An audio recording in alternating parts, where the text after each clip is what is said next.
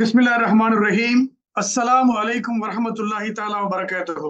வலைக்கும் சலாம் வரஹ்மத்துல்லாஹி தஆலா வபரகாத்துஹு. அன்பிற்கும் பெரும் மரியாதைக்கும் உரிய பிஸ்மி வானொலி நேயர்களே, உலக முஸ்லிம்களே, சகோதர சகோதரிகளே, உங்கள் அனைவரையும் நம் சிறப்பு விருந்தினர் என்ற ஒரு அற்புதமான நிகழ்ச்சியின் வாயிலாக வார வாரம் வாரத்தோடு உங்களை பிஸ்மி வானொலி சந்தித்துக் கொண்டிருக்கிறது. இந்த வாரம் நம் சிறப்பு விருந்தினர் நிகழ்ச்சியில் நம்மோடு நேர்காணல் காண இருக்கக்கூடிய சிறப்பு விருந்தினர் ஒரு சமூக தலைவர், சமூக ஆர்வலர், அரசு ஊழியர், கவிஞர், பாடகர், படைப்பாளி என்று பல தளத்தில் இயங்கிக் கொண்டிருக்கக்கூடிய ஒரு பெருமகனை பிஸ்மி வானொலி இப்போது உங்களுக்காக நேர்காணல் காணவிருக்கிறது.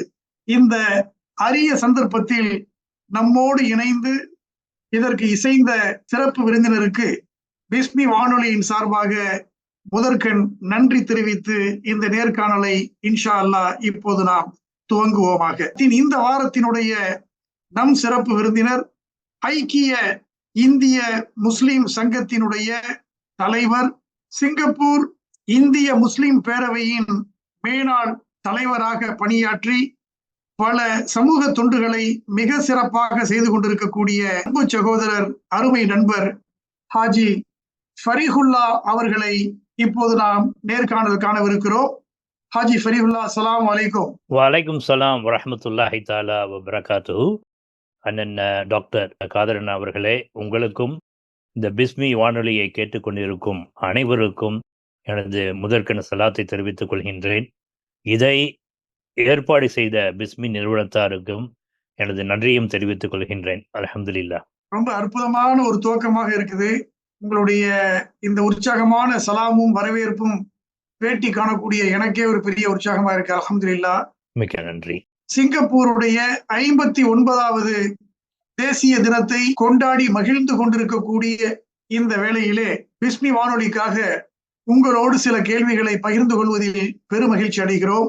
முதற்கண் பிஸ்மி வானொலியின் சார்பாக பிஸ்மி வானொலி நேயர்களுக்கும் சிங்கப்பூர் குடிமக்களுக்கும் தேசிய தின நல்வாழ்த்துக்களை கூறிய வண்ணம் ஒரு முதல் கேள்வியாக உங்கள்கிட்ட நாங்க கேட்க விரும்புவது, ஹாஜி ஃபரீஹுல்லா அவர்கள், நீங்க எந்த ஊர்ல நீங்க பிறந்தீங்க?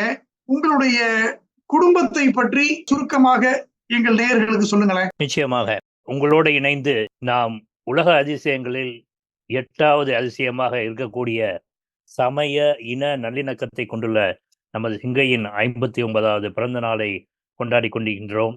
அந்த தேசத்திற்கும் இந்த தேசத்தை எவ்வாறெல்லாம் கொண்டு வந்திருக்கின்றார்கள் அனைவருக்கும் எனது நன்றியும் தெரிவித்துக் கொண்டு, குடிமக்களுக்கும் அனைவருக்கும் எனது வாழ்த்து. தமிழகத்தில் ராமநாதபுரம் மாவட்டத்தில் உள்ள முதுகுளத்தூர் என்ற ஊரில் பிறந்தேன். அங்குதான் முதலில் பிறந்ததிலிருந்து இளமை காலங்களில் படிப்பு, அதை தவிர்த்து நமது குர்ஆன் ஓதுதல், மற்ற மௌலிது ஓதுதல் எல்லாம் நமது சமய நல்லிணக்கத்துக்கு எது வருமோ அதை அங்குதான் கற்று வந்தேன். 1966ஆம் ஆண்டு நவம்பர் மாதம் பிறந்த நான் கிட்டத்தட்ட 15 ஆண்டுகள் முதுகுளத்தூரிலேயே தான் இருந்தேன். படித்த பள்ளிகள் அங்கு உள்ள முஸ்லிம் நடுநிலை பள்ளி, தொடர்ந்து உயர்நிலை பள்ளிக்கு படித்துக்கு சென்றிருக்கும் போது 1981ஆம் ஆண்டு நான் சிங்கப்பூருக்கு புலம்பெயர்ந்தேன். அங்கு நான் தமிழகத்தில் அங்கு படிக்கும்போது பள்ளி படிப்பு 9 வரை படித்திருந்தேன். அதற்கிடையில் இத்தருணத்தில் எனது பெற்றோர்களுக்கு அல்லாஹ் உதவியா, அல்லாஹ்வுக்கு நன்றியோடு பெற்றோர்களுக்கு நன்றியை தெரிவித்துக் கொள்கின்றேன். ஏனென்றால் அக்காலத்திலேயே சிறு வயதிலேயே நான் பள்ளிக்கு போகும் முன், நான் அங்கு பள்ளிக்கு போவது 6 வயசுதான், அதற்கு முன் என்னை மதரசா கிளாஸிற்கு அனுப்பி வைத்து 4 வயதிலே குர்ஆன் முடிக்க வைத்து விட்டார்கள். அதன் பிறகு இன்னும் 1 வருடம் மௌலிது ஓதுவதை எப்படி கற்றுக்கொண்டேன். தொடர்ந்து படிப்படியாக இமாமத் அந்த பயிற்சிக்காக, அதில் மீசான், அஜினா, ஜஞ்சானி என்று கூறுவார்கள், அந்த படிப்பு படித்து கொண்டிருந்தேன். அத்தருணத்தில் தான் இங்கு சிங்கப்பூரில் வியாபாரம் செய்து கொண்டிருந்த எங்களது தகப்பனார் முதலில் வேலை பார்த்து கொண்டிருந்தார்கள். வியாபாரத்தை ஆரம்பித்த போது 1974 ஆரம்பித்து 81 வரை நல்ல சிறப்பான வந்த பிறகு எங்கள் குடும்பத்தில் அனைவரையும் சிங்கைக்கு புலம்பெயர் வைத்தார்கள். அதுதான் நான் சிங்கப்பூருக்கு வந்தது. அந்த 15 ஆண்டுகள் அங்கே இருந்தது. அது நிச்சயமாக எனக்கு ஒரு சிறப்பான பயணம். காரணம் என்றால் இன்று உங்களுக்கு தெரியும், நான் பாடிக்கொண்டிருப்பதும், கவிதைகள் இருப்பதும், தமிழில் இருப்பதும் அனைத்தும் அங்கு எனக்கு உற்சாகமான முறையில் ஈடு கொடுத்தது என்றே கூறுவேன். பெற்றோர்களுக்கு நன்றி தெரிவித்து நீங்கள் சொல்லக்கூடிய அந்த விஷயமே மிகப்பெரிய ஒரு அற்புதமான ஒரு பண்பு. ஈன்ற பொழுதில் பெரிதுவக்கும் தன் மகனை சான்றோன் என கேட்ட தாய் என்ற குரலுக்கு ஏற்ப பெற்றோர்களை போற்றுகின்ற பிள்ளைகளுக்கு அல்லாஹ் எப்போதுமே உயர்வை தருவான் என்பது நாம் அறிந்த ஒரு மாபெரும் உண்மை. ஆமீன். அந்த வகையிலே உங்களுடைய இளமை காலத்திலேயே உங்களுடைய பெற்றோர்கள் நல் ஒழுக்கத்தை கற்பித்து நல்ல ஒரு சமூக தலைவராக உங்களை உருவாக்கி இருக்கிறார்கள் என்றால், இந்த நேரத்திலே உங்களுடைய பெற்றோர்களுக்காக நாமும் நன்றி தெரிவித்து துஆ செய்ய பிஸ்மி வானொலியும் கடமைப்பட்டிருக்கிறது. அல்ஹம்துலில்லாஹ். நீங்க எங்க படிச்சீங்க? உங்களுடைய கல்வி, உங்களுடைய இந்த பட்ட படிப்பு அதெல்லாம் எந்த நாட்டுல நீங்க படிச்சீங்க ஹாஜி? நிச்சயமாக. நான் முதலில் கூறியது போல, நான் இத்தருணத்தில் எனது கல்வியை ஆரம்ப காலத்தில் அங்கே தமிழகத்தில் இருக்கும்போது 8வது முடித்து 9வது படித்துக் கொண்டிருந்தேன். நாம் தமிழகத்தில் நமது பள்ளி ஆண்டு ஜூன் முதல் மே வரைக்கும் இருக்கும். ஆகையால் நான் ஜூன்ல இருந்து ஆகஸ்ட் வரை படித்துக் கொண்டிருந்தது 9வது படித்துவிட்டு, நான் இங்கே சிங்கப்பூருக்கு புலம்பெயர்ந்த பிறகு, ஆரம்ப காலத்தில் நான் அங்கிருந்து வரும்போது தமிழைத் தவிர வேற எந்த மொழியும் எனக்கு தெரியாது. ஆங்கிலத்தை நான் படிப்பேனே தவிர, வாசிப்பேனே தவிர, அதில் எந்த அர்த்தமும் எனக்கு கண்டுகொள்ள முடியாது. அத்தருணத்தில் இங்கு வந்த நேரத்தில் 1982 இங்கு ஜனவரி தான் பள்ளி படிப்பை ஆரம்பிக்க முடியும். எனக்கு பெருந்துணையாக இருந்தது உமர் புலவர் தமிழ் உயர்நிலை பள்ளிக்கூடம். அதுதான் 1982 அங்கு சேர்ந்து படித்தேன். எனக்கு அத்தருணத்தில் மிக உறுதுணையாக இருந்தவர்கள் உங்களுக்கெல்லாம் நன்கு அறிமுகமான ஹாஜி அண்ணன் மசூத் அவர்கள். அவர்கள் என்னை பார்க்காவிட்டாலும் அவருடைய ஒன்றுபட்ட தம்பி காதர் அவர்கள் எங்களை கொண்டு வந்து, உங்கள் பெயர் உள்ளவர் தான் காதர் என்றால் எப்பொழுதுமே உதவி செய்து கொண்டு இருப்பார்கள். உங்களை போன்ற காதர் அவர்கள் எங்களுக்கு உதவி செய்து அவர்கள் வீட்டிலே தங்க வைத்து படிப்புக்கும் ஏற்பாடு செய்தார்கள். மசூத் அண்ணன் அவர்கள் பள்ளிக்கூடத்தில் சேர்த்து பதிப்பட்டு இல்லாமல் மற்றும் பொன்மாணிக்கம் இந்த மாதிரி ஆசிரியர்களை கொண்டு எனக்கு ஆங்கிலத்தில் டியூஷன் வகுப்பு படிக்க வைத்து என கொண்டு வந்தார்கள். அப்பொழுது 1982 தமிழ் முதல் மொழியாகவும் ஆங்கிலம் 2ஆம் மொழியாகவும் படித்தேன். அந்த பள்ளியில் கணிதம் மற்ற வரலாறு போன்றவைகள் எல்லாம் தமிழிலே இருந்ததால் அது நிச்சயமாக எனக்கு உறுதுணையாக இருந்தது. அதன் பிறகு 1982 தான் உமர் புலவர் இறுதி ஆண்டு. அதன் பிறகு அங்க படித்த மாணவர்கள் எல்லாத்தையும் ரங்கூன் ரோட் உயர்நிலைப் பள்ளிக்கு மாற்றினார்கள். அதிகமான தூரம் இருந்ததால் நான் ஜூரோம் பகுதிக்கு மாற்றிக்கொண்டேன். ஆனா ஜூரோம் பகுதிக்கு மாற்றும் பொழுது எனக்கு வந்துகிட்டு நிச்சயமாக அங்க தமிழை முதல் மொழியாக படிக்க முடியாது. ஆங்கிலம் முதல் மொழியாகவும், தமிழை 2ஆம் மொழியாகவும் படித்துக் கொண்டிருந்தேன். இத்தருணத்தில் சிங்கப்பூரில் ஆட்சி மொழியாக இருக்கின்ற தமிழ், அது மட்டுமல்லாமல் நமக்கு தமிழ் இலக்கியம், மற்ற தமிழை இன்னொரு மொழியாக எடுத்து படிக்கலாம். அத்தருணத்தில் இஸ்லாமிக் ரிலிஜியஸ் நாலேஜ் என்ற ஒரு பாடமும் இருந்தது. அந்த பாடம் கூட நாம் தமிழில் எடுத்து படிக்கலாம். இவ்வாறு எனக்கு தமிழ் மிகவும் உதவி செய்தது. அவ்வாறாக அப்ப படிக்கும்போது GCE O லெவல் என்ற படிப்பு வரையிலும் தமிழில் ஒரு 3 பாடங்கள் எடுத்து படித்ததனால் அது உதவி செய்து அடுத்து GCE A லெவல் எனப்படும் இங்க குயின்ஸ்டான் உயர்நிலை பள்ளியில் சேர்ந்து படித்தேன். இவ்வாறு படித்துக் கொண்டிருக்கும் போது எனது தகப்பனாருடைய வியாபாரம் சரிவுடைய ஆரம்பித்தது. காரணம் என்றால் அப்பொழுது சிங்கப்பூரில் பொருளாதார மந்தம். ஆகையினால் அவர்களுக்கு நான் படிப்புக்கு ஈடு கொடுக்க முடியாத ஒரு சூழ்நிலை. ஆரம்ப காலத்தில் 11 கடைகள் வைத்திருந்து பல லட்சத்துக்கு அதிபதியாக இருந்தவர்கள் சற்று சரிவடைந்தவுடன் என்னையும் வியாபாரத்தில் இருக்க செய்தார்கள். தகப்பனாருக்கு உதவியா இருக்கும்போது நான் படித்த அறிவியல் துறையிலிருந்து காமர்ஸ் எனப்படக்கூடிய துறையில் சேர்ந்து நான் அழகாக படித்தேன். அதை படித்து முடித்து அதன் பிறகு நான் தொடர முடியவில்லை. இருந்தாலும் கூட நான் ஒரு பிடிவாதக்காரன். படிப்பை எப்படியும் முடித்து விட வேண்டும் என்ற ஒரு எண்ணத்தோடு லண்டனில் உள்ள அசோசியேஷன் ஆஃப் பிசினஸ் எக்ஸிகியூட்டிவ் என்ற கோர்ஸை எடுத்து படித்தேன். படிக்கும்போது அட்வான்ஸ் டிப்ளமா வரை முடித்த பிறகு அந்த தருணத்தில் பொருளாதார மந்த நிலை ஏற்பட்டதால் நமது வியாபாரங்களையும் சுருக்க வேண்டிய சூழ்நிலை.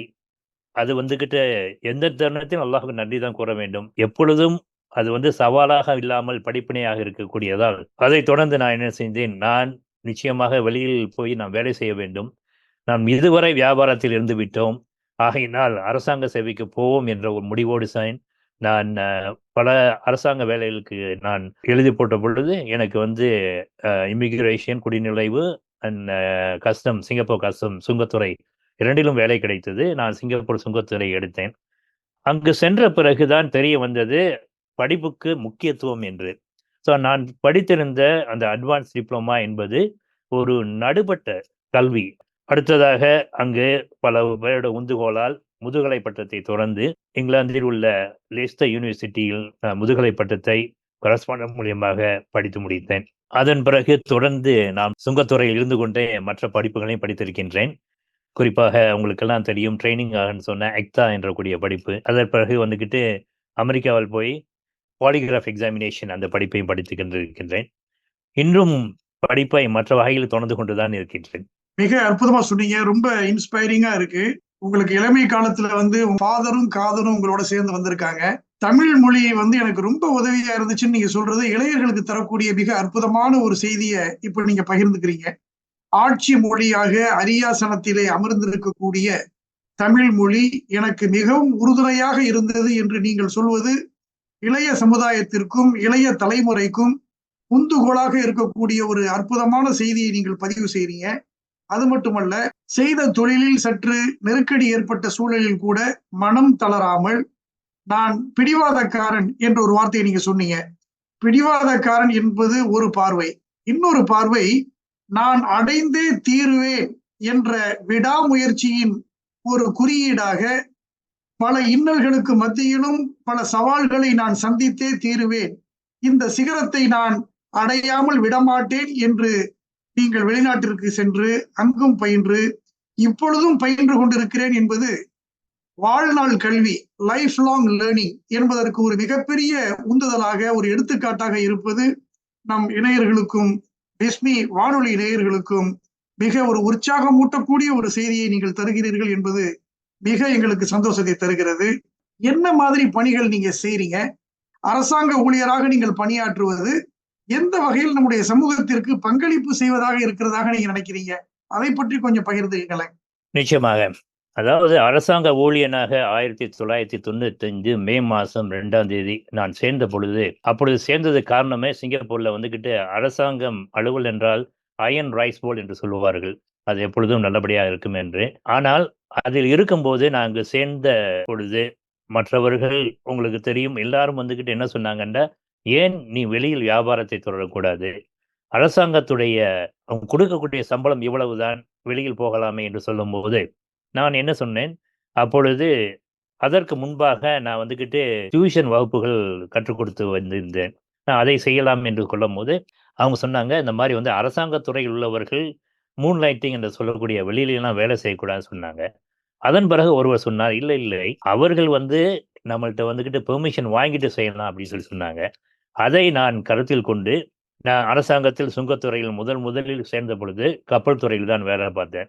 கப்பல் துறை என்பது மிகவும் மற்றவர்களுக்கு பார்ப்பதற்கு ஒரு வகையில் ஆபத்தாக இருந்தாலும் கூட, என்னால் கப்பலில் செல்வது, நடுக்கடலில் செல்வது என்றால் கூட, அதை எனக்கு அல்லாஹ் தஆலா கொடுத்த வாய்ப்பாக கருதி, அதில் ஒரு சிறந்த முறையில் செய்த பொழுது, நீங்கள் சொன்னீங்கல்ல, நான் பிடிவாதம் என்று சொன்னேன். அந்த ஆர்வத்தையும் நான் பிடிவாதம் என்று சொன்னால், நான் பிடிவாதமாகவே இருந்து என்ன செய்தேன், அங்கு எல்லாமே கற்றுக்கொள்ள வேண்டும் என்று புலனாய்வு செய்வதில் ரொம்ப ஆர்வமாக இருந்தேன். அதை கற்றுக்கொண்டு அவங்க பார்த்து என்னை டாஸ்க் ஃபோர்ஸ் எனக்கூடிய புலனாய்வு துறையில் என்னை ஈடுபடுத்தினார்கள். அப்பொழுது வந்துக்கிட்டு எல்லாமே பெருமையாக இருந்தது. காரணம் என்ன, அரசாங்க வாகனம், அரசாங்கம் கொடுத்த கலங்கள் எல்லாத்தையும் கொண்டு போய் நாம் எப்பொழுதும் நினைப்பது, ஏதோ ஒரு ஊரில் ஒரு கோடியில் பிறந்த நான் இங்கு அரசாங்கத்தில் ரெப்ரசன்டேட்டிவாக இருக்கிறேன் என்று ஒரு சிறந்த முறையில் இருந்து கொண்டிருந்தேன். சிங்கப்பூரை பொறுத்தவரையில் அரசாங்கத் துறையில் பெரும்பாலும் ஒரு டிவிஷன் அல்ல டிபார்ட்மெண்ட்ல இருந்தா ஒரு 3 வருஷம், 5 வருஷம் ரொட்டேஷன் பண்ணிக்கிட்டே வருவாங்க. ஆனா என்னை அனுப்புனாங்க. இருந்தாலும் கூட அந்தந்த தொகுதியில் என்னை புலனாய்வுக்காகவே செய்வதற்காக இருந்தார்கள். நான் முதலில் கூறினேன், தமிழ் எப்படி எனக்கு உதவி செய்தது என்று. ஆனா இன்றும் உதவி செய்து கொண்டு வருகின்றது. காரணம் என்னவென்றால், நான் இன்வெஸ்டிகேஷன் என்ற புலனாய்வு செய்யும் பொழுது, அங்கு வரக்கூடியவர்களிடம் தமிழிலோ, மலாயிலோ பேசுவதற்கு நான் தான் முதலில் நிற்பேன். ஆகையினால் அது எனக்கு மிகவும் இன்னும் நல்ல வாய்ப்பாக இருக்கின்றது. நீங்க ஒரு நல்ல கேள்வி கேட்டீங்க. இது எப்படி சமூகத்துக்கு பயன்படக்கூடியதாக இருக்கின்றது என்று. நாம் இப்பொழுது வந்துகிட்டு பல நிறுவனங்களில் இருந்து வருகின்றோம். பல சமூக சேவைகள் செய்து வருகின்றோம். ஆனால் எங்களுக்கு அரசாங்கம் கற்றுக் கொடுத்ததெல்லாம் எஸ்ஓபி என்று சொல்லுவாங்கல்ல, ஸ்டாண்டர்ட் ஆப்பரேட்டிங் ப்ரொசீடியர்ஸ். அதை அங்கே கற்றுக்கொண்டு இதில் நாம் அதை பயன்படுத்தும் பொழுது, அதன் வழி நடக்கும் பொழுது எல்லாமே சிறப்பாக நடக்கின்றது. உங்களுக்கு தெரியும், பல இடங்களில் இப்போ நான் வரும்போது கூட கஸ்டம் கிரெடிட் கோஆபரேட்டிவ் சொசைட்டிலிருந்து வந்தேன். சஸ்கோ சீனியர் சிட்டிசன் ஹோம் என்ற சீனியர் சிட்டிசன் ஹோமுக்கு ஒரு 7 முதியோர் இல்லங்களுக்கு சேர்மனாக, தலைவராக, பிறகு வந்து அந்த கோபிஓ நிறுவனம், நாகூர் தர்கா சொசைட்டி, இது எல்லாமே நான் இருப்பதற்கு காரணம் அரசாங்கத்தில் நான் கற்றுக்கொண்ட பாடம் தான். ஏனென்றால் எனது முதலாளி சொல்லுவார், எஸ்ஓபி என்றதை நீ ஃபாலோ பண்ணீங்கன்னா, நீங்க வந்து இன்சூரன்ஸோட இருக்கீங்க. அத விட்டு விலகுனீங்கன்னா, நீங்க உங்க ஓன் இன்சூரன்ஸ் எடுத்துக்கணும். இதெல்லாம் வைத்து நடத்தும் பொழுது, நாம் அந்த இதை பயன்படுத்தி வந்தார்கள் என்றால், எல்லாம் சிறப்பான முறையில் நடந்து கொண்டிருக்கின்றது. நமக்கு இருக்கக்கூடிய 24 மணி நேரத்தை, அதையே பெருக்கிக் கொண்டு அதிகமான முறையில் செயல்படுத்துவதற்கு, இது எனக்கு முக்கிய தளமாக இருக்கின்றது. அது மட்டுமல்லாமல், அரசாங்கத்தில் என்றைக்கும் திறமைக்கு தனி இனம் உண்டு. நான் தமிழில் படித்து, இங்கு வந்து ஆங்கிலத்தை கற்றுக்கொண்டு, உங்களுக்கு தெரியும் ஆங்கிலத்தை 15 வயதுக்கு மேல கற்றுக்கொள்ளும் பொழுது, சிறப்பான முறையில் எனக்கு பேச இயலாது. ஆனால் அரசாங்கத்தில் இருக்கும்போது, அவர்கள் எனக்கு பல வகையான புராஜெக்ட் செய்யக்கூடிய வாய்ப்புகள் கொடுத்தார்கள். அதையெல்லாம் செய்து புராஜெக்ட் செய்து முடிந்த பிறகு, பிறகு இந்த புலனாய்வு துறையில் பாலிகிராஃப் எக்ஸாமினேஷன் என்ற ஒரு சிறப்பான துறை ஒன்று உண்டு. சிங்கப்பூரிலே ஒரு 50 பேர்கள் தான் அதற்கு லைசென்ஸ் வச்சிருக்காங்க. அதற்காக எனக்கு அமெரிக்காவுக்கு அனுப்பி, அந்த புலனாய்வு துறையை இன்னும் மேம்படுத்திக் கொள்ள செய்தார்கள். அதுவும் எனக்கு சிறப்பான வாய்ப்பாக இருந்தது. ஸோ அந்த புலனாய்வு துறையில் நான் போகும்போது சைக்காலஜி, பிசியாலஜி எல்லாத்தையும் கற்றுக்கொண்டேன். அது வந்து எனக்கும், எனது குடும்பத்தாருக்கும், சமூகத்திற்கும் சிறப்பான முறையில் எனக்கு நல்ல எனக்கே தொண்டாற்றிக் கொண்டு வருகின்றது என்று கூறுவேன். ரொம்ப அற்புதமா சொன்னீங்க. அதுல முக்கியமா அந்த எஸ்ஓபி ஸ்டாண்டர்ட் ஆப்பரேட்டிங் ப்ரொசீஜர்ஸை ஃபாலோ பண்ணும்போது, கடைபிடிக்கும் பொழுது ஒரு இன்சூரன்ஸ் எடுத்த மாதிரி, ஒரு காப்புறுதி எடுக்கிற மாதிரி, நிச்சயமாக.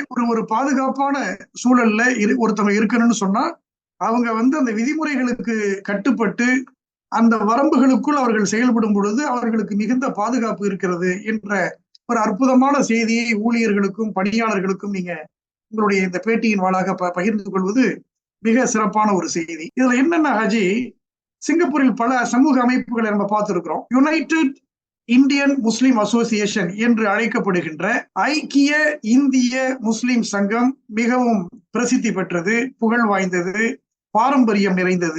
அந்த அமைப்பினுடைய ஒரு தலைவராக நீங்கள் பல ஆண்டுகள் தொடர்ந்து பணியாற்றி வருவது நம் சமூகத்தின் பலரும் அறிந்தது. ஐக்கிய இந்திய முஸ்லிம் சங்கம் என்ன பணிகளை நீங்க செய்றீங்க? அதுல உங்களுடைய பங்களிப்பு என்ன ஹாஜி? உங்களுடைய அந்த அசோசியேஷனை பத்தி சொல்லுங்க. அதுல உங்களுடைய பங்களிப்பை பத்தி கொஞ்சம் எங்களுக்கு சொல்லுங்க. நிச்சயமாக. ஐக்கிய இந்திய முஸ்லிம் சங்கத்தில், அதாவது 1995 வரைக்கும் நான் வியாபாரத்தில் இருக்கும் பொழுது, காலையில் 9 மணிக்கு பணியை ஆரம்பித்தேன் என்றால், இரவு 10 மணிக்கு தான் முடியும். அதன் பிறகு நான் சிங்கத்துறையில் சேர்ந்த பொழுது 7 மணி நேரம், 8 மணி நேரம் வேலைகளில் போக, மற்றபடி நான் சமூக சேவை செய்வதற்கு எனக்கு ரொம்ப வாய்ப்பாக இருந்தது. அந்த நேரத்தில் மர்ஹூம் ஹாஜி எம்.கே. ஜப்பார் அவர்கள், நான் இருந்த குடியிருப்பு பேட்டையில் இருந்தார்கள். அவர்கள் எனது தகப்பனாரை சந்தித்து, நான் இளைஞர்களிடம் நான் எல்லாத்தையும் ஒப்படைக்க வேண்டும். உங்கள் மகனையும் அனுப்புங்கள் என்று கூறினார்கள். அப்பொழுது சென்ற பொழுது, அங்கு முதலில் நான் அங்கு உள்ள கமிட்டி மெம்பராக, பிறகு செயலாளராக, உதவி தலைவராக 2003 வரை அங்கு அவர்களுடன் இருந்தேன். இத்தருணத்தில் அவர்களுக்கு அல்லாஹு தஆலா நல்ல சிறப்பான நல்வாழ்வை ஆகிரத்திலும் தரணும். அவங்க என்ன செஞ்சாங்கன்னா, அந்த நேரம் பலரும் என்ன நினைத்தாங்கன்னு சொன்னா, நம்ம எப்படி வந்து எல்லாத்தையும் இளைஞர்கள்ட்ட ஒப்படைத்திருக்கிறது சொல்லும்போது, அவர்கள் இளைஞர்கள் ஒப்படைத்தால் தான் நான் சிறப்பாக இருக்க முடியும் என்று 2003ஆம் ஆண்டு அவர்கள் என்னிடையே ஒப்படைத்தார்கள். அதற்கு முன்பதாக சிங்கப்பூரோட சூழ்நிலையை நாம் சற்று புரிந்து கொண்டோம். ஏனென்றால், அப்பொழுது பொருளாதார மந்த நிலை வந்து வந்து போய் கொண்டே இருந்தது. ஆகையினால் நாம் நன்கொடை வசூலிப்பது கொஞ்சம் கடினமாக இருந்தது. அப்பொழுதுதான் அரசாங்கத்தில் நமக்கு இன்ன சலுகைகள் என்று வரும்பொழுது, நாம் போன்ற இந்த சமூக நிறுவனங்களுக்கு பாலர் பள்ளி வகுப்புகள் நடத்துவதற்காக மிக சலுகை. அதாவது அந்த குடியிருப்பு பேட்டையில் உள்ள கீழ்த்தளத்தில் நீங்கள் வகுப்புகள் நடத்த வேண்டும் என்றால், அதனுடைய சொற்ப வாடகையில் கொடுத்து விடுவார்கள். அதன் மட்டும் இல்லாமல் வரக்கூடிய மாணவர்களுக்கு அதிகமான மானியம் கொடுப்பார்கள். அதை வைத்து நாங்கள் என்ன செய்தோம், அப்பொழுது நமக்கு துண்டூழியராக இருந்த அன்பர் ஹாஜா மற்றும் ரஹீம், இப்படி சொல்லிக்கொண்டே போகலாம். யார் பேரையும் விட விரும்பவில்லை. அவர்களெல்லாம் சேர்ந்து நாம் ஒன்று கூடி, சரி பாலர் பள்ளி வகுப்பும் நடத்துவோம் என்று பொதுவாக வசூல் பண்ணி, கிட்டத்தட்ட ஒரு 6 லட்சம் வெள்ளி வசூல் பண்ணோம். வசூல் பண்ணி பாலர் பள்ளிகள் நடத்தினோம். இன்றைக்கு 3 பாலர் பள்ளிகள் நடத்தி கொண்டு வருகின்றோம். அடுத்ததாக நாம் ஜீரோ டூ ஹீரோ என்ற ஒரு புரோகிராம், எப்படி என்றால் லெங்கோக் பார்ல வந்துகிட்டு ஏற்கனவே இருந்த ஒரு தளத்தில் நாம் அதை எடுத்து மக்களுக்கு பொது சேவை செய்வதற்காக பெரும்பாலும் தாயார்கள் தனித்து இருப்பார்கள், குழந்தைகளை காப்பாற்ற முடியாது. அவர்களுக்கு உதவி செய்வதோடு அவர்கள் பிள்ளைகள் எல்லாம் வந்துகிட்டு ஒரு ஹீரோவா ஆக்க வேண்டும் என்ற நோக்கத்தோடு அந்த சேவையும் செய்து வருகின்றோம். இது மட்டுமல்லாமல் சிங்கப்பூரில் நான் வந்து ஒரு வார்த்தையை சொல்லுவேன், உங்களுக்கு தெரியாது உள்ள ஸ்டேக் ஹோல்டர்ஸ். நம்மளோட ஸ்டேக் ஹோல்டர் யாரு? மூவிஸ் இருக்காங்க, மெண்டாக்கி இருக்காங்க, அதே நேரம் நம்ம கீழ இருக்காங்க. அது மட்டும் இல்லாம சிங்கப்பூர் புத்திஸ்ட் லாட்ஜ் இருக்காங்க, லோட்டஸ் லைட் சேரிட்டி இருக்காங்க. இவங்க எல்லாத்தோடையும் சேர்ந்து பணிபுரிய வேண்டும் என்ற ஒற்றுமையோடு சேர்ந்து பணிபுரியும் போது, அவர்கள் வந்து நமக்கு வந்துகிட்டு உதவி செய்வார்கள். நாமும் அவருக்கு உதவி செய்வோம். அந்த வகையில் முக்கியமான எங்களோட கோட்பாடு என்ன சென்றால், நாம் செல்ஃப் சஃபிஷியன்ட். நாம் செல்ஃப் சஸ்டெய்னா இருக்கணும். நமக்காக இருக்க வேண்டும். ஆகையினால அந்த மாரி செய்ய வேண்டும் என்று இந்த பாடப்பள்ளி வாய்ப்புகளிலேயும் இதை நடத்தி வந்து, இதற்கு மேற்பட்ட வரையில் நாம் மெண்டாக்கி நடத்திக் கொண்டிருக்கின்ற கம்யூனிட்டி லீடர்ஷிப் ஃபோரம் என்பதையும் நடத்தி வருகின்றோம். நீங்க கேட்டீங்க இதெல்லாம் எப்படி நடத்துறீங்கன்னு சொன்னா, நான் மட்டும் நடக்க தரதில்ல. இது நான் ஒரு அவங்களுக்கு கேட்கக்கூடிய ஆலோசனை மட்டும்தான். மற்றது பூராம் எங்களுடைய நிர்வாகிகள் மற்றும் என்னோட குழு உறுப்பினர்கள் அனைவரும் இருந்து நடத்தி வருகின்றார்கள். சிங்கப்பூரில் நான் இன்னும் தரமாக இருக்க வேண்டும் என்றால், சேரிட்டி ஆக வேண்டும் என்று சொல்லிட்டு சேரிட்டி ஸ்டேட்டஸ்க்கும் அதை கொண்டு வந்து விட்டோம். அடுத்து IPC institute of public character என்ற ஐபிசி ஸ்டேட்டஸுக்கும் கொண்டு வருவதற்காண்டி இருக்கின்றோம். முக்கியமாக இதன் நோக்கமே வந்து நாம் மக்களுக்காக வாழ வேண்டும், மக்களுக்காக பணிபுரிய வேண்டும். அது மட்டுமல்லாமல் எனக்கு இன்னொரு கொள்கையும் உண்டு. எங்களுடைய கமிட்டி மெம்பர்கள், எங்களுடைய குழு உறுப்பினர் இருக்கின்றார்கள். அவர்கள் அவர்களுடைய வேலையில் ஓய்வு பெற்ற முடிந்த பிறகு, நாம் அவர்களுக்கு ஒரு வேலை வாய்ப்பினை ஏற்படுத்திக் கொடுக்க வேண்டும். அந்த வகையில் தான் இப்பொழுது இருக்கக்கூடிய தலைமை நிர்வாக அதிகாரி ஹாஜா மீதின் அவர்கள் ஏற்கனவே வந்து அவர் வேலை பார்த்துக் கொண்டிருந்தார். அவர் திறமையை பயன்படுத்தி அவரை தலைமை நிர்வாக அதிகாரியாக ஆக்கிவிட்டோம். இதன் பிறகு யாரெல்லாம் ஓய்வு பெறுகின்றார்களோ அவர்களுக்கு வேலை வாய்ப்பை கொடுத்து அவர்களையும் பொறுப்பில் வைத்து விட வேண்டும். அதுதான் எங்களது உன்னத நோக்கம். அற்புதமா இருக்கு. நீங்கள் கற்றுக்கொள்பவராக இருங்கள், மற்றவர்களுக்கும் கற்றுக் கொடுங்கள் என்பது நபிமொழி.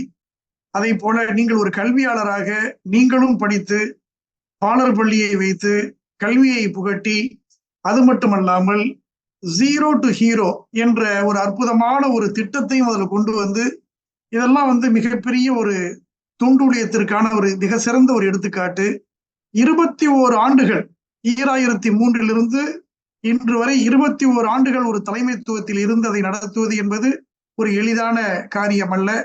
சமூக சேவைகளிலே இருக்கக்கூடிய சவால்களை ஓரளவுக்கு நானும் அறிவேன். அந்த வகையில் நிச்சயமாக இந்த நேரத்திலே உங்களை நிச்சயமாக நாங்கள் பாராட்ட வேண்டும். அடுத்து அது மட்டுமல்லாமல் சிங்கப்பூர்ல ஃபிம் என்று அழைக்கப்பட்ட தற்போது federation of Singapore Indian Muslim என்று பெயர் மாற்றம் செய்யப்பட்ட சிங்கப்பூர் இந்திய முஸ்லிம் பேரவை, அதனுடைய தலைவராக நீங்கள் சில ஆண்டுகளும், துணைத் தலைவராக சில ஆண்டுகளும், பல முக்கிய பொறுப்புகளில் நீங்கள் இருந்திருக்கிறீர்கள். இந்த ஃபிம் என்று சொல்லக்கூடிய சிங்கப்பூர் இந்திய முஸ்லிம் பேரவையினுடைய பணிகள் என்ன? அது எந்த வகையிலே நம்முடைய சமூகத்திற்கு உறுதுணையாக இருக்கிறது? அதில் உங்களுடைய பங்களிப்பு என்ன என்பதை கொஞ்சம் நம்ம பிஸ்மி நேயர்களுக்கு சொல்லுங்க ராஜி. நிச்சயமாக. எனக்கு நீங்க முதலில் கூறியது போல, நான் ஒவ்வொரு இடத்திலும் இருந்து கல்வியை கற்றுக்கொண்டு வருகின்றேன். அது மட்டுமல்லாமல் ஒன்றொன்றையும் தெரியப்படுத்திக் கொள்கின்றேன். நான் பொருளாதார அதாவது வியாபாரத்திலிருந்து வெளிவந்த பொழுது, அப்பொழுது HRM ட்ரெய்னிங் சென்டர் ஒரு சென்டர் இருந்தது. அதில் முதலாளியாக இருந்தவர் டைரக்டர் கிறிஸ்டோபர் சண்முகம் என்பவர் வந்து எங்களுக்கு கஸ்டமரா வருவார். அவரிடம் கூறினேன், நான் இந்த மாதிரி வெளியில் வேலை பார்க்க வேண்டும். அவர் எண்ணம் என்றால், யாரும் கடையில் இருந்தால் அவர்கள் வந்து படித்திருக்க மாட்டார்கள். நான் படித்த சர்டிஃபிகேட்டை காமிச்ச பிறகு, இவ்வளவு வச்சுக்கிட்டு நீ வந்து வெளியில வேலை செய்யாம இருக்கிறது நல்லதில்ல. முதலில் என்னிடம் வந்து ஒரு விரிவுரையாளராக சேர்ந்து விடு அப்படி சொன்னார். அதையும் செய்து வருகின்றேன். ஆகையால் இப்பொழுதும் அங்கு விரிவுரையாளராக சேர்ந்து வருகின்றேன். ஆனால் அதற்கு வந்துகிட்டு நிச்சயமாக எல்லாரும் சொல்லிக் கொடுவது என்றால், அரசாங்க துறையிலிருந்து நீங்கள் வேற எதுவும் செய்ய வேண்டும் என்றால் நிச்சயமாக அனுமதி பெற வேண்டும். அந்த அனுமதி பெற்று நான் செய்து கொண்டு வருகின்றேன். இதை ஏன் நான் ஃபிம்மிட தொடர்புறுத்தினேன் என்றால், அப்பொழுது வந்துகிட்டு 2012க்கு முன்னால் நான் அதிகமான இந்த விரிவுரை செய்வது இருந்ததனால், நான் ஐக்கிய இந்திய முஸ்லிம் சங்கம், கஸ்டம் கிரெடிட் கோஆபரேட்டிவ் இந்த 2ஐ மட்டும் நான் தொடர்பில் இருந்தேன். அதன் பிறகு 2012 செப்டம்பர் மாதம் அங்கே வந்து ஆண்டு பொதுக்கூட்டத்திற்காக வரும் பொழுது, அந்த தருணத்தில் இந்த ஃபெடரேஷன் ஆஃப் இந்தியன் முஸ்லீம் இப்பொழுது federation of Singapore Indian Muslim பெயர் மாற்றிக்கொண்டது. ஒவ்வொரு அங்கே உள்ள அங்கத்தினர்கள் அஃபிலிவேட் மெம்பர்ஸ் வந்துக்கிட்டு 2 வருஷத்துக்கு ஒருக்கா வந்து தலைமைத்துவம் ஏற்க வேண்டும். அப்பொழுது டாக்டர் KM டீன் அவர்கள் தலைமைத்துவத்தில் இருந்தார்கள். அவர் சொன்னார்கள், இப்பொழுது ஐக்கிய இந்திய முஸ்லிம் சங்கத்தோட தலைமைத்துவம் வருகின்றது, நீங்கள் வர வேண்டும் என்று கூறினார்கள். அதற்கு முன்பு நான் வந்து ஜஹாங்கீர் அண்ணன் அவங்கள போன்றவங்களை தான் நான் அங்கே அனுப்பி கொண்டிருந்தேன். சரி, நான் வருவேன் என்று அங்கே போகும் பொழுது உங்களுக்கு தெரியும், அங்க வந்துகிட்டு இன்னும் பெரிய படிப்பினைகள், அனைவருமே தலைவர்கள், மூத்த தலைவர்கள், அவரிடந்து கலந்து அனுகூலமாக நடந்து கொள்ள வேண்டும். இதன் பணி என்னவென்று அப்பொழுதுதான் எனக்கு தெரிய வந்தது. 1991 ஒவ்வொருவரும் போய் மூயிஸ், மெண்டாக்கி இங்க போகும்போது வந்துகிட்டு ஒரு குழுவான அமைப்பு உங்களுக்கு வேணும் என்று அப்பொழுது ஜைனுல் ஆபிதீன் ரஷீத் அவர்கள் மற்றும் நம்மளது மூத்த தலைவர்கள் எல்லாம் சேர்ந்து இதை ஆரம்பித்தார்கள். அப்பொழுது 6 சங்கமா இருந்தபொழுது நான் போகும்போது கிட்டத்தட்ட 10க்கு மேல் வந்து விட்டது. அதில் பணிகள் என்பது என்னவென்றால் முக்கியமாக ஒருங்கிணைப்பதுதான் முக்கிய பணி. அனைத்து சங்கங்களையும் ஒருங்கிணைப்பது, அதே நேரத்தில் அவர்களுக்கு எத்தி வைப்பது. அந்த நேரத்தில் நான் மெண்டாக்கியில் சிஎல்எஃப் என்றக்கூடிய புரோகிராம் நடத்தி கொண்டிருப்பதால் அதை மற்றவர்களுக்கு எத்தி வைப்பது. அதை தவிர்த்து ஒன்றுக்கொன்று நாம் எப்படி வந்து நாம் உதவி செய்வது கொள்வது, அதுதான். இதைவிட முக்கியமானது என்றால் ஃபெடரேஷன் ஆஃப் சிங்கப்பூர் இந்திய முஸ்லிம் சொல்லக்கூடிய அந்த இடத்தில் தலைமைத்துவத்தை அதிகமாக கற்றுக்கொள்ளலாம். ஏனென்றால் நான் ஒவ்வொரு சங்கமும் நடத்தும் பொழுது நமக்குள் இருப்பவர்கள் அனைவர்கள் வந்துகிட்டு பெரும்பாலான காலங்கள் வந்துகிட்டு பொதுச் செயலாளராக, துணைத் தலைவராக இருந்து கொண்டிருக்கின்றார்கள். அனைவரும் திறமையுள்ளவர்கள், இல்லவென்று இல்லை. இருந்தபோது இங்க வந்து அனைவரும் தலைவராக இருக்கின்றார்கள். ஆகையினால் அவரிடந்து அதிகமானதை கற்றுக்கொண்டோம். அது மட்டுமல்லாமல் தேசிய ஒருங்கிணைப்பிற்கு இந்த இந்திய முஸ்லிம் பேரவை சிறப்பான முறையில் ஒத்துழைக்கின்றது. அனைவரும் அவர்களுடைய திறனை கொண்டு நம்மளுக்கு ஒத்துழைப்புக்கு செய்கின்றார்கள். ஆகையினால் அது சேர்ந்த பிறகு தலைவராக இருந்து, உங்களுக்கெல்லாம் தெரியும், தலைமை பதவிக்கு வந்துவிட்டு அடுத்து வந்து ஆலோசகராக தான் போவாங்க. ஆனா அங்கே உள்ளது வந்து தலைமை பதவிக்கு வந்த பிறகு துணைத் தலைவராக இருந்து தலைவருக்கு நாம் வந்து நிச்சயமாக வந்து துணை புரிய வேண்டும். அதன் பிறகு வந்துகிட்டு கமிட்டி மெம்பராகவும் இருக்கலாம். இருந்து கொண்டு அங்கு நான் சேவைகளை செய்து கொண்டு வருகின்றேன். முக்கியமாக நாம் சிங்கப்பூரில் இந்திய முஸ்லிம்கள், தமிழ் முஸ்லிம்கள் இருப்பது குறைந்ததாக இருந்தாலும் கூட யூனிட்டி இன் டைவர்சிட்டி, நம்ம வந்துகிட்டு ஒற்றுமையாக இருக்க வேண்டும் என்பதற்காக முக்கியமான எடுத்துக்காட்டு தான் இந்த இந்திய முஸ்லிம் பேரவை. மிக சுருக்கமாக அற்புதமா சொன்னீங்க. ஒருங்கிணைப்பு, அதாவது ஒற்றுமை எனும் கயிற்றை நீங்கள் பற்றி பிடித்துக் கொள்ளுங்கள், நீங்கள் பிரிந்து விடாதீர்கள் என்ற ஒரு இறை வசனத்திற்கேற்ப ஒரு அனைவரையும் ஒரே கூரையின் கீழ் கொண்டு வந்து ஒரு ஒன்றுபட்ட சமூகமாக இந்திய முஸ்லிம்கள் தொடர்ந்து செயலாற்ற வேண்டும் என்ற ஒரு உயரிய பணியை இந்திய முஸ்லிம் பேரவை செய்து கொண்டு வரும் பொழுது அதில் நீங்கள் தலைவராக பணியாற்றி சேவையாற்றியது மிகுந்த ஒரு மகிழ்ச்சியை, பாராட்டுதலை நமக்கு இந்த இடத்திலே உங்களிடத்திலே பகிர்ந்து கொள்ள வேண்டும்.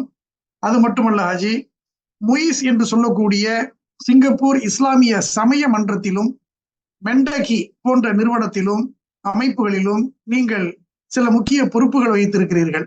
அதை பற்றி உங்களுடைய அனுபவம், முயிஸ்ல, மெண்டகி இது போன்ற அமைப்புகள்ல உங்களுடைய பங்களிப்பு, அனுபவம், அதை பற்றி நம்ம நேயர்களுக்கு சொல்லுங்க ஹாஜி. நிச்சயமாக.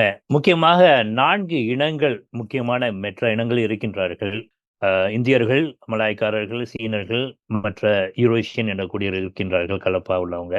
இருந்த போதிலும் நாம் அனைவருக்கும் எல்லா இடத்திலும் நமக்கு பங்கு உண்டு, சிறப்பான வரவேற்பு உண்டு என்பதை நான் முதலில் இஸ்லாமிய சமய மன்றத்திலும் மெண்டாக்கிலும் கற்றுக்கொண்டேன். இஸ்லாமிய சமய மன்றத்தில் நான் அங்கு சென்ற பொழுது கிட்டத்தட்ட 9 ஆண்டு காலமாக 2013 2022 வரை அங்கு இருந்தேன். 3 டேர்ம் அங்கே இருந்தேன். இருக்கும் பொழுது எனக்கு நல்ல மதிப்பு கொடுத்து, மற்றும் அங்கு இருக்கும் பொழுது எனது ஆடிட் கமிட்டி, மற்ற இந்த ஜாசபக்தி கமிட்டி, இந்த மாதிரி பல கமிட்டிகளை என்னை போட்டு எனக்கு வந்து அவர்கள் உறுதுணையாக இருந்தாங்க. இதில் முக்கியமாக இஸ்லாமிய சமய மன்றத்துக்குள்ள நான் போறதுக்கு முன்னாடி மற்றவர்களைப் போல நமக்கு வந்துகிட்டு தமிழ் முஸ்லிம்களா மூயிஸ்ல இருந்து உதவி கிடைக்குமா இல்லையான்னு ஒரு கேள்விக்குறியாக இருந்தது. அங்கு சென்ற பொழுதுதான் நமக்கு கிடைக்கக்கூடிய அதிகமான உதவிகள். அது மட்டும் இல்லாமல் உங்களுக்கு தெரியும், இந்திய முஸ்லிம் கம்யூனிட்டி ஸ்டேரிங் கமிட்டி ஒன்று உள்ளது. அது மற்ற எந்த இனத்துக்கும் இல்லை. சைனீஸ் ஸ்டேரிங் கமிட்டியோ மலாய் ஸ்டேரிங் கமிட்டியோ இல்லை. அந்த மாதிரியான முறையில் நமக்கு வந்து உதவி செய்ய வருகின்றார்கள். அது மட்டுமல்லாமல் என் போன்ற அங்கிருந்த கவுன்சில் மெம்பர்ஸ்ல என்னை ராஜ் முகமது அவர்களெல்லாம் வந்து இந்திய முஸ்லிம்களாக இருந்த போதிலும் கூட எங்களை சிங்கப்பூரில் ஹஜ்ஜுக்காக செல்லக்கூடிய அனைத்து பயணிகளுக்கும் தலைவராக அமைத்து சிறப்பான செய்யப்பட்டார்கள். மெண்டாக்கி வந்ததுன்னா, மெண்டாக்கி வந்து ஒரு கல்வி உதவிக்காக செயல்பட்டு வருகின்றது. அதில் சில கல்வி உதவிகள் மலாய்க்காரர்களுக்காக இருந்தாலும் கூட நமக்கு அதிகமான உதவிகள் அங்கு கிடைத்து வருகின்றது. அந்த உதவியை தவிர நான் ஆரம்பத்தில் சொல்லிக்கின்றேன், community leadership forum, family excellence circle, அதில் வந்து ஐக்கிய இந்திய முஸ்லிம் சங்கம் இருக்கின்றது. அதன் பிறகு நான் தென்காசி அசோசியேஷன், தென்காசி முஸ்லிம் அசோசியேஷன் மற்றும் ஜாமியா ஜூலியா அனைவரையும் சேர்த்து விட்டேன். இன்றும் கூட நான் அங்கு வந்து ஒரு 8 வருட ஆண்டுகள் இருந்து விட்டு இன்றும் கூட வந்து என்னை வந்து அழைத்து எதுவும் கருத்து கேட்க வேண்டும். குறிப்பாக இடையில் இந்த COVID-19 அதெல்லாம் இருக்கும்போது வந்துகிட்டு மினிஸ்டர் மசகோஸ் எங்களையும் அதுக்குள் ஈடுபடுத்தி சிறப்பான முறைகளில் நமது ஆலோசனைகளையும் உட்படுத்தி நடப்பதற்கு நமக்கு வந்து நல்ல வாய்ப்புகளை கொடுத்தார்கள். இதில் நான் என்ன கூறுகின்றேன்னா, நமக்கு வந்து எங்கிருந்தாலும் கற்றவருக்கு எல்லா இடத்திலும் சிறப்பு சொல்வீர்கள்ல. அதன் போல வந்துகிட்டு திறமைக்கும் கற்றவர்களுக்கும் எல்லா இடத்திலும் சிறப்பு உண்டு. அதை நாம் பயன்படுத்திக் கொள்ள வேண்டும். அதுதான் முக்கியமான கருத்தாக அமைகின்றது. நம்ம நாட்டினுடைய அமரர் நம் சிங்கப்பூருடைய நவீன தந்தை லீ குவான் யூ அவர்கள் மெரிட்டோகிரசி, தகுதி இருந்தால் நாம் எதையும் அடையலாம் என்பதற்கு அவர் ஒரு பெரிய எடுத்துக்காட்டாக அந்த வாழ்வியல் நெறிகளை அவர் வைத்ததற்கு நீங்கள் ஒரு எடுத்துக்காட்டு என்று நாம் சொல்லலாம். நீங்க வந்து ஒரு அரசு ஊழியராக, சமூக தலைவராக, கல்வியாளராக, விரிவுரையாளராக பல தளங்களில் இயங்குவது பலரும் அறிந்தது. எப்படி நீங்க ஒரு சிறந்த பாடகராக, ஒரு வசீகர குரலுக்கு சொந்தக்காரராக இருக்கிறீங்கிறது பலருக்கும் ஒரு ஆச்சரியமான செய்தி. குறிப்பாக நான் பிறந்த மண்ணில் புகழ்பெற்ற இசை முரசு நாகூர் EM ஹனீஃபா அவர்களுடைய பாடல்களை நீங்க பாடி பலமுறை ஈவன் நாகூர் தர்கா அங்க மரபுடவி நிலையத்துல கூட நான் கேட்டிருக்கிறேன். மிக கணீர்கிற குரல்ல வந்து நீங்க பாடுறீங்க. எப்படி அந்த ஒரு இசையில் எப்படி உங்களுக்கு அப்படிப்பட்ட ஒரு ஆர்வம் ஏற்பட்டது? ஒரு சில கவிதைகளும் நீங்கள் எழுதி தந்திருக்கிறீர்கள். என்னுடைய மகளுடைய திருமணத்தில் கூட நீங்கள் ஒரு கவிதை எழுதி தந்ததை நாங்க வீட்டுல பத்திரமா பாதுகாத்து வச்சிருக்கிறோம். அப்போ உங்களுடைய கவிஞராகவும் நாங்கள் பார்க்கிறோம், ஒரு பாடகராகவும் பார்க்கிறோம். எப்படி ஹஜி இந்த கலைத்துறையில எப்படி ஒரு பாடகராக, கவிஞராக நீங்க இருக்கிறீங்க? அந்த ஆர்வம் எப்படி வந்துச்சு? அந்த கலை உலகத்தை பத்தி கொஞ்சம் சொல்லுங்களேன். நிச்சயமாக. அதாவது கற்க கசடர கற்பவை கற்றபின் நிற்க அதற்கு தக என்று கூறுவார்கள். நான் அல்லாஹ்வின் உதவியால், பெரியோர்களுடைய துவா பரக்கத்தால், குறிப்பாக எனது தாய் தந்தையுடைய துவா பரக்கத்தால் அதிகமான கல்வி கற்பதற்கு வாய்ப்பு கிடைத்தது. இந்த கல்வி பள்ளிக்கூடம் மட்டுமில்லாமல் இது போன்ற கவிதைகள், பாடல்கள் மூலமாகவும் நான் கற்றுக்கொண்டேன். குறிப்பாக எப்பொழுது எனக்கு இந்த பாடல்கள் மேல் ஆர்வம் வந்தது என்றால், நான் கிட்டத்தட்ட ஒரு 9, 10 வயசு இருக்கும். அப்பொழுதெல்லாம் வந்து நமது ஊர்ல வந்து அலாரம் இருக்காது. ஆகையினால வந்து நோன்பு வைப்பதற்கோ, இல்ல சுபஹ் தொழுகைக்கோ எல்லாத்தையும் எழுப்ப வேண்டும். அப்பொழுது என் போன்ற சில நண்பர்கள் சேர்ந்து கொண்டு, நாங்கள் தெரு தெருவா போய் பாடல்கள் பாடிக்கொண்டு, அப்பொழுது பாடல்கள் பாடிக்கொண்டு நாம் வந்து தொழுகைக்கோ, நோன்பு தொழுவதற்கோ எல்லாற்றையும் எழுப்பி விடுவோம். அப்பொழுதுதான் முதலில் ஆர்வம் வந்தது. அது மட்டுமல்லாமல் குறிப்பாக அதில் அதிகமான தமிழ் நான் கற்றுக்கொண்டேன். அதே நேரத்தில் குர்ஆன் வசனங்கள், ஹதீஸுகள், வாழ்க்கை நெறிமுறைகள் அதையும் கற்றுக்கொண்டேன். குறிப்பாக அந்த ஞானத்தின் திறவுகோல் அந்த பாடலை கேட்டீங்கன்றால், பொருளியல் அரசியலில் புதுமை விஞ்ஞானம் அதில் அருளியல் இல்லறத்தில் ஆன்மீக வழிமுறையில் எத்துறையும் கற்றிருந்தார் ஏந்தன் அருள் பெற்றிருந்தார் சொன்னதெல்லாம் நீதிகளே சத்தியத்தின் செய்திகளே உலகத்தையே அப்படியே வந்து அதுல கொண்டு வந்தாச்சு. ஸோ அது போன்ற இந்த மாதிரி பெரும்பாலான குர்ஆனை பற்றிய வாழ்க்கையின் தத்துவங்கள் அனைத்தும் வந்துகிட்டு இருந்ததனால் நான் மற்ற பாடல்களையும் கேட்டிருக்கின்றேன். ஆனால் இந்த நாகூர் EM ஹனீஃபா அவங்க பாடல் நிச்சயமாக உங்களது சகோதரனும் அதிகமான பாடல்கள் எழுதி கொண்டிருக்கின்றார்கள். உலக மக்கள் யாவருக்கும் உரிமையானவர். ஆகையினால் அந்த வரக்கூடிய வரிகள் இருக்குல்ல, உங்களுக்கு தெரியும் கவிஞர் நீங்கள். அதாவது வந்து அந்த கவிதை என்ன இருக்கு, உலக மக்கள் அடுத்தது ஊன்னு வரும். அதை வந்து நான் வந்து ஒரு முறை நான் படித்து விட்டேன் என்றால் அது பாடமாகிவிடும். சிறப்பான முறையில் செய்யலாம். 2வதாக அதில் இருந்த ஹதீஸுகளையும் மற்றவர்களையும் மற்றவர்களுக்கும் கற்றுக் கொடுக்க வேண்டும் என்பதற்காக அதில் கொஞ்சம் ஈடுபாடு காமித்தேன். அந்த நேரத்தில் சிங்கப்பூரில் நான் கிட்டத்தட்ட எப்பொழுதும் வந்து நான் வெளியூருக்கு பயணம் செய்யும் பொழுது, குறிப்பாக இங்கேருந்து கோலாலம்பூருக்கு பின்னாடிலாம் கார் ஓட்டி கொண்டு போகும்பொழுது ஃபேமிலி எல்லாரும் தூங்கிடுவாங்க. நானாய் பாடலை பாடிக்கொண்டே வருவேன். அவராக ஏற்பட்டதுதான். இடைக்காலத்தில் நாகூர் தர்காவில் நான் அங்கத்தினராக சேர்ந்த பொழுது அங்கே செய்வோம்னு சொல்லி முதலில் இசை இல்லாமல் பாடினேன். அப்பொழுது அன்பிற்குரிய நமது நண்பர் இலியாஸ் அவர்கள், நீங்க இசையோட பாடலாம் அப்படின்னு சொல்லிட்டு அவர் சொல்லிக் கொடுத்தார். அதில் ஏற்பட்டதான். குரல் என்பது அதாவது சித்திரமும் கைப்பழக்கம், செந்தமிழும் நாப்பழக்கம் சொல்லுவாங்கல்ல. நான் ஆரம்பத்தில் நான் குரல் பேசும்போது எல்லாரும் என்ன சொன்னாங்க, மூக்காலே பேசுற அப்படிம்பாங்க. அப்படிதான் நான் பேசிக் கொண்டிருந்தேன். அதன் பிறகு இந்த மாதிரி பேசும் பொழுது அவர்கள் வந்து எனக்கு வந்து தொடர்ந்து எல்லாரும், இல்ல நீ இப்படி பாடலாம், இப்படி செய்யலாம் சொல்லும்போது அதை அல்லாஹ் உதவியால் அப்படி வளர்த்தக்கூடிய வாய்ப்புகள் எனக்கு கிடைத்தது. அவ்வளவுதான். சமீபத்துல கூட இலங்கையில ஸ்ரீலங்கால உங்களுடைய இசை நிகழ்ச்சி நடந்து அதை பலரும் முகநூலிலே நல்ல சிறப்பாக பாடினீர்கள் என்று சில பதிவுகளை கூட நாங்கள் பார்த்தோம். உங்களுடைய இந்த கலைத்துறை மென்மேலும் வளரட்டும். இது நிச்சயமா. ஆமீன். எல்லா வகையிலும் நம்மை ஆசுவாசப்படுத்தும். பாடல்கள் பாடி மக்களை விழிப்புணர்வை ஏற்றக்கூடிய பாடல்களை நீங்கள் பாடுவது ஒரு வகையிலே ஒரு பெரிய இஸ்லாமிய சேவையாகத்தான் நான் பார்க்கிறேன். ஆமீன். இதுல ஹஜி, பல ஆண்டுகள் சமூக பணி நீங்கள் ஆற்றிக்கொண்டு வருகிறீர்கள். சமூக பணி ஆற்றுவது என்பது ஒரு சாதாரணமான காரியம் அல்ல. சமூக பணி, சமுதாயத்திலே சமூக சேவை செய்வதில் நீங்கள் சந்தித்த மறக்க முடியாத சம்பவங்கள், சவால்கள் ஏதேனும் இருக்கா ஹஜி? இது கேள்வி இருந்தாலும் கூட நான் சவால்களை விட, அதாவது உங்களுக்கு தெரியும், SWOT அனாலிசிஸ் சொல்லுவாங்க. Strengths, weaknesses, opportunity and thread. So நீங்கள் ஒரு விரிவுரையாளர், உங்களுக்கு தெரியும். அதாவது ஸ்ட்ரென்த் அண்ட் வீக்னஸஸ் நமக்குள்ள உள்ளது. நம்மளுக்குள்ள ஸ்ட்ரென்த்ஸை வச்சு வீக்னஸை கம்பேர் பண்ணிடலாண்டு. இப்போ எனக்கு வந்துக்கிட்டு அடுத்தது சொல்லி கொடுத்தவங்க ஆப்பர்ச்சுனிட்டி அண்ட் த்ரெட். வெளியில் ஆப்பர்ச்சுனிட்டி இருக்கும், த்ரெட்டாக இருக்கும்.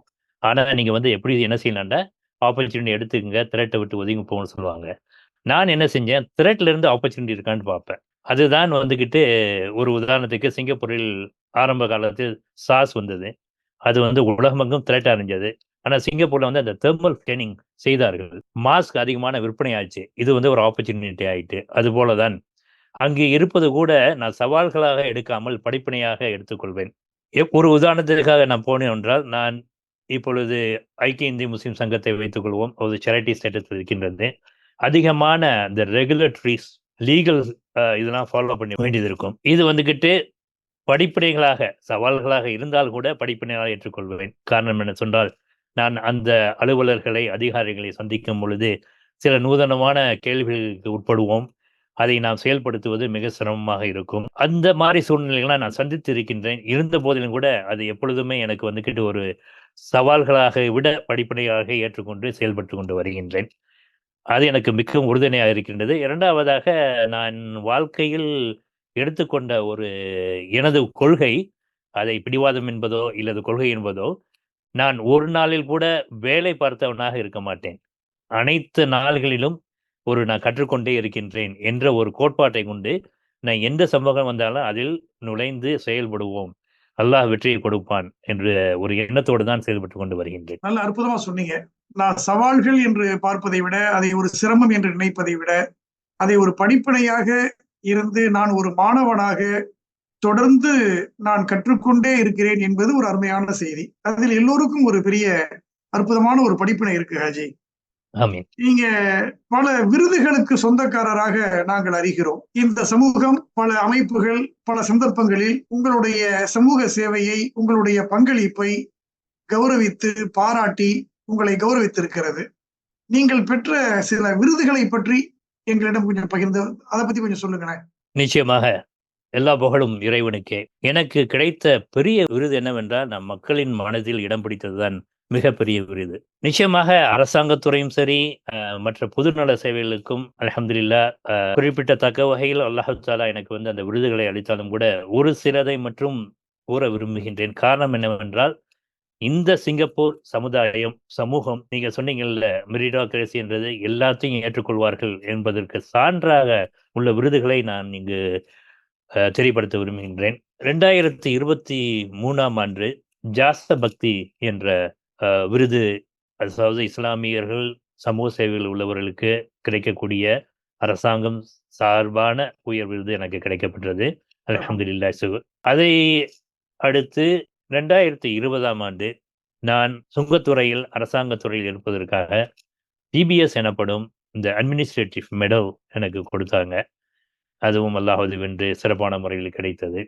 2018இல் எனக்கு வேர்ல்ட் கஸ்டம் ஆர்கனைசேஷன் அவர்கள் எனக்கு ஒரு விருதை கொடுத்தார்கள்.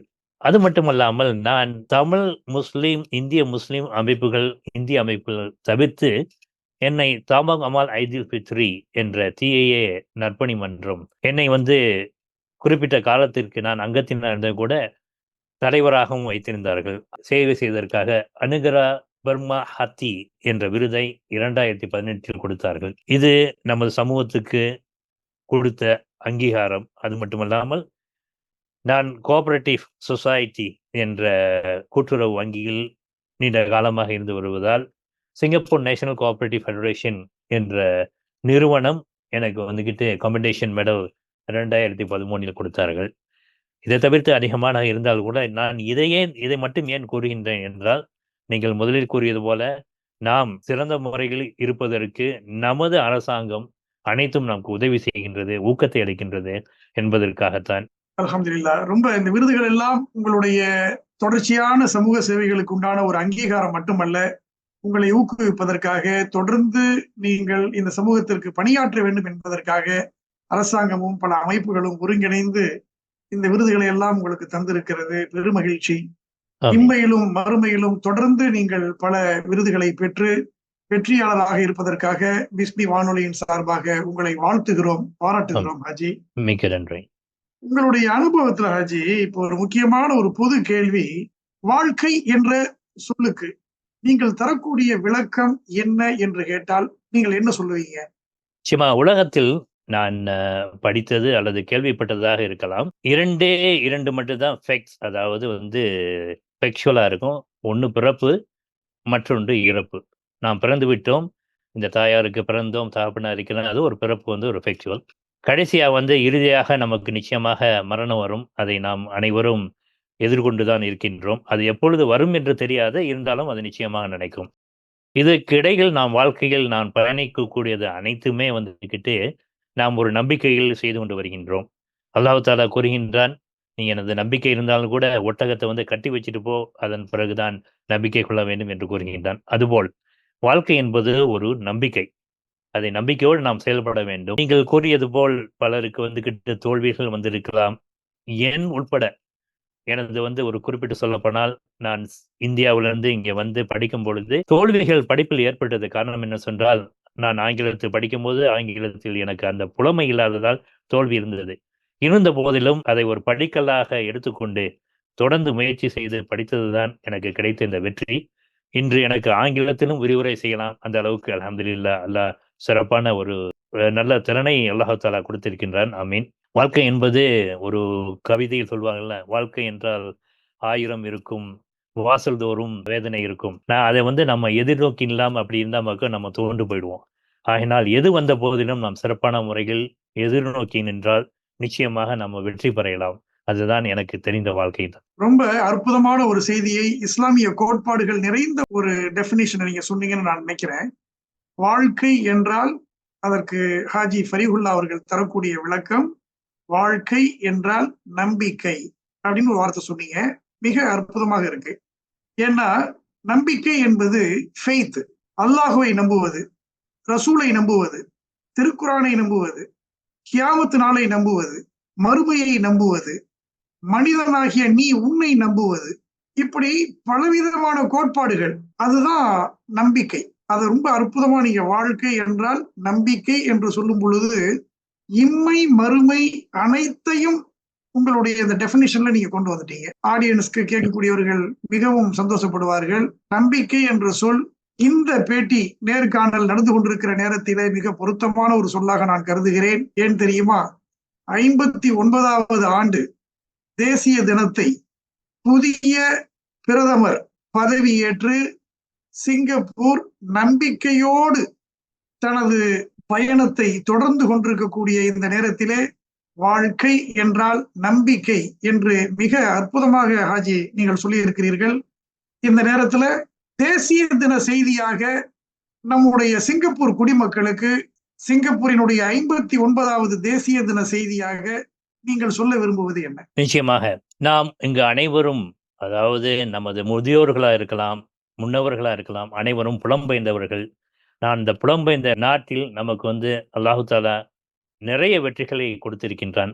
ஆகையினால் அதற்கு காரணம் நீங்கள் முதலில் கூறியது போல நமது சிங்கப்பூரின் நவீன தேசத்தந்தை லீ குவான் யூ அவர்களும் நிச்சயமாக அதற்காக சிறந்த பாடுபட்டிருக்கின்றார்கள். இந்த சிங்கப்பூரில் இப்பொழுது புதிய பிரதமர் வந்திருக்கின்றார். இருந்த போதிலும் கூட நாம் அனைவரும் ஏற்றுக்கொள்வது என்ற ஒரு கோட்பாடோடு அதை அமைத்து விட்டார்கள்.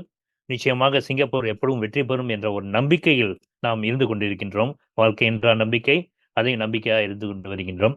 இத்தருணத்தில் சிங்கப்பூரில் உள்ள அனைவர்களுக்கும் எனது சுதந்திர தின தேசிய தின வாழ்த்துக்களை தெரிவித்துக் கொள்கின்றோம். நாம் ஒன்றுபட்டு செயல்பட்டால் நிச்சயம் நமக்கு வெற்றி உண்டு. நான் முதலில் கூறியது போல சிங்கப்பூர் என்பது ஒரு 8வது அதிசயம் என்னவென்றால் அது சமய இன நல்லிணக்கத்தை கொண்டுள்ளது. நீங்கள் எந்த நாட்டில் போனாலும் இருக்கலாம், இந்த மாதிரி இதை ஒப்பிட முடியாது. அந்த வகையில் சிறப்பான முறையில் இருக்கின்றோம். உங்களுக்கெல்லாம் தெரியும், நம்ம இஃப்தார் செய்யும்போது யாரெல்லாம் இங்கே கூடியிருக்கின்றார்கள். நான் மற்ற அவர்களுடைய வழிபாட்டு தளத்தில் நாம் யாரெல்லாம் போய் கூடுகிறோம் என்று, அதுபோல் நாம் என்றும் சிறப்பாக இருக்க சிங்கப்பூருக்கு வாழ்த்துக்குரியவனாக மீண்டும் சிங்கப்பூரின் தேசிய தின வாழ்த்துக்களை உங்களுக்கும் அனைவருக்கும் தெரிவித்துக் கொள்கின்றேன். ரொம்ப அற்புதமா பகிர்ந்துக்கிட்டீங்க ஹாஜி. ஒரு நண்பர் சொன்னாரு, சிங்கப்பூர்ல இருக்கக்கூடிய நீங்கள்லாம் மிகப்பெரிய பாக்கியம் செய்தவர்கள், சொர்க்கவாசிகளை போல சிங்கப்பூர் என்பது சொர்க்கத்திலிருந்து தெரித்து விழுந்த ஒரு துண்டு போல் எனக்கு தெரிகிறது என்று ஒருத்தர் சொன்னார். அப்படிப்பட்ட ஒரு அற்புதமான அமைதியான ஒரு சூழல்ல உலகத்தினுடைய தர வரிசையில் பல விஷயங்கள்ல முதலிடத்தில் இருக்கக்கூடிய ஒரு நாட்டிலே வாழுகின்ற பாக்கியத்தை தந்த எல்லாம் வல்ல அல்லாஹ்வுக்கே அந்த புகழ் அனைத்தும். ஆமீன். அல்ஹம்துலில்லாஹ். நிறைவாக நம்முடைய நேர்காணலுடைய நிறைவாக ஹாஜி ஒரு நிறைவான கேள்வி உங்களிடத்திலே கேட்க விரும்புகிறோம். இந்த கேள்வியை பிஸ்மி நேயர்களுக்காக, பொதுமக்களுக்காக, தாய்மார்களுக்காக, இல்லத்தரசிகளுக்காக, இளைஞர்களுக்காக, மாணவர்களுக்காக, எல்லா தரப்பினர்களுக்காக நான் உங்களிடத்திலே இப்போது கேட்கக்கூடிய நிறைவான கேள்வி, தங்களுடைய அனுபவத்தில், தங்களுடைய சமூக சேவையில், தங்களுடைய தொண்டு, பணி, குடும்பம், நட்பு, பயணம், நீங்கள் கற்றது, கற்பித்தது, இவை அனைத்திலும் நீங்கள் எங்கள் எல்லோருக்கும் சொல்லக்கூடிய செய்தி என்ன? அனைவருக்கும் சொல்லக்கூடிய செய்தி என்னவென்றால், உங்கள் போன்றவற்றை கற்றுக்கொண்டது நேரத்தை வகுத்துக் கொள்வது. அதுதான் முக்கியம். நாம் நேரத்தை வகுத்துக் கொள்ள வேண்டும். அதன் மட்டுமல்லாமல் நாம் ஒரு குறிப்பிட்ட நேரம் ஒருவருக்கு கொடுத்து விட்டால் அதற்குள் நாம் செயல்படுவது முக்கியமானது. ஏனென்றால் நாம் சிறிது தாமதமாக செய்தால் அது நமக்கு மட்டும் தாமதம் அல்ல, தொடர்ந்து தாமதமாக கொண்டு இருக்கும். எக்கனாமிக்ல டிரைவ் டிமாண்ட் சொல்லுவாங்க. ஒரு டிரைவ் டிமாண்டை எல்லாமே தாமதமாகும். ஆகையினால் எந்த சூழ்நிலையிலும் நமக்கு கேட்டு ஸ்கேல் ஆஃப் ப்ரெஃபரன்ஸ் எக்கனாமிக்ல சொல்லுவாங்க. அந்த மாதிரி நம்ம ஒவ்வொன்றையும் வகுத்து வச்சு நேரத்தை வகுத்து விட்டோம் என்றால் நாம் நிச்சயமாக அனைத்து காரியங்களையும் நாம் முடிக்கக்கூடிய தருவாயில் வருவோம். அதுதான் அனைவருக்கும் நாம் பகிர்ந்து கொள்ளக்கூடிய ஒரு முக்கியமான செய்தியாகும். ரொம்ப சுருக்கமா, ரத்தின சுருக்கமா சொன்னீங்க. டைம் மேனேஜ்மெண்ட், எதையுமே உரிய நேரத்தில் திட்டமிட்டு சரியாக செய்தால் நாம் நிச்சயமாக வெற்றி அடையலாம் என்பது எல்லோருக்கும், எல்லா தரப்பினருக்கும், அவர்கள் மாணவர்களாக இருக்கட்டும், இளைஞர்களாக இருக்கட்டும், பொதுமக்களாக இருக்கட்டும், யாராக இருந்தாலும் காலம் பொன் போன்றது, அதை நீங்கள் தவற விட்டு விடாதீர்கள் என்ற ஒரு அற்புதமான அழகான செய்தியை நீங்கள் பகிர்ந்து கொண்டிருக்கிறீர்கள். நேரம் போனதே தெரியல உங்கள்கிட்ட இந்த நேர்காணல் கண்டது. மிக அற்புதமாக, சுவையாக, எளிமையாக உங்களுடைய எல்லா விதமான வாழ்க்கை அனுபவத்தையும் நீங்கள் வெளிப்படையாக பிஸ்மி வானொலி நேயர்களுக்காக நீங்கள் பகிர்ந்து கொண்டீர்கள். பிஸ்மி வானொலி கடந்த 6 ஆண்டுகளுக்கு மேலாக அற்புதமான தீன் பணியை, இஸ்லாமிய பணியை, தமிழ் பணியை, இலக்கிய பணியை, இசை பணியை, மருத்துவ பணியை தொடர்ந்து அது செய்து கொண்டு வருகிறது. ஹாஜி ஃபரீஹுல்லா அவர்கள் இந்த ஆலோசனை குழுவில் இருக்கக்கூடிய உறுப்பினர்களில் நீங்களும் ஒரு முக்கியமான உறுப்பினராக இருந்து பிஸ்மியினுடைய வளர்ச்சிக்கும் பல அற்புதமான ஆலோசனைகளை நீங்கள் வழங்கி வருவதை நானும் அறிவேன். நானும் அந்த குழுவில் இருப்பதால் அன்பு நண்பர் சீனி ஜாஃபர் கனி அவருடைய வழிகாட்டுதலில் இந்த பிஸ்மி வானொலி மிக சிறப்பாக செயல்பட்டு கொண்டிருக்கிறது. உலகத்தின் பல நாடுகளிலிருந்து 6 லட்சம் பேர், அதற்கு மேலே நேயர்கள் இதை கேட்டுக்கொண்டிருக்கிறார்கள்.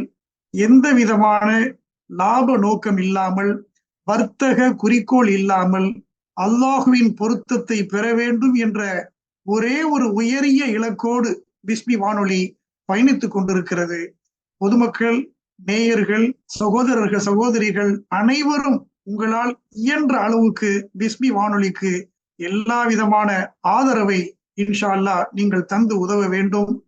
வணிகர்கள், தொழிலதிபர்கள் உங்களுடைய விளம்பரங்களை எல்லாம் பிஸ்மி வானொலிக்கு தந்து பிஸ்மி வானொலியின் இந்த தீன் பணி தொடர்ந்து செயல்பட நீங்கள் உதவ வேண்டும் என்ற ஒரு கோரிக்கையையும் உங்களிடத்திலே முன்வைத்து, நம்மோடு இவ்வளவு நேரம் பொறுமையாக, அருமையாக, இனிமையாக பயணித்து நமக்கு இந்த நேர்காணலை வழங்கிய அருமை சகோதரர், கவிஞர், பாடகர், விரிவுரையாளர், சமூக தலைவர் ஹாஜி ஃபரீஹுல்லா அவர்களுக்கு பிஸ்மி வானொலியின் சார்பாக நமது நெஞ்சார்ந்த நன்றியை தெரிவித்து, இந்த வாய்ப்பை வழங்கிய பிஸ்மி வானொலியின் தலைமை நிர்வாகி அன்பு சகோதரர், பொருளியல் நிபுணர் சீனி ஜாஃபர் கனி அவர்களுக்கும் பிஸ்மி நிர்வாகத்திற்கும் நன்றி கூறி, இன்ஷா அல்லாஹ் அடுத்த வாரம் நம் சிறப்பு விருந்தினர் என்ற நிகழ்ச்சியில் மற்றொரு சிறப்பு விருந்தினரோடு உங்களை சந்திக்க எல்லாம் வல்ல அல்லாஹ் கிருபை செய்வானாக என்று நிறைவு செய்கிறோம். அஸ்ஸலாமு அலைக்கும் வரஹ்மத்துல்லாஹி தஆலா வபரகாத்துஹு. வலைக்கும் ஸலாம் வரஹ்மத்துல்லாஹி தஆலா வபரகாத்துஹு. மிக்க நன்றி.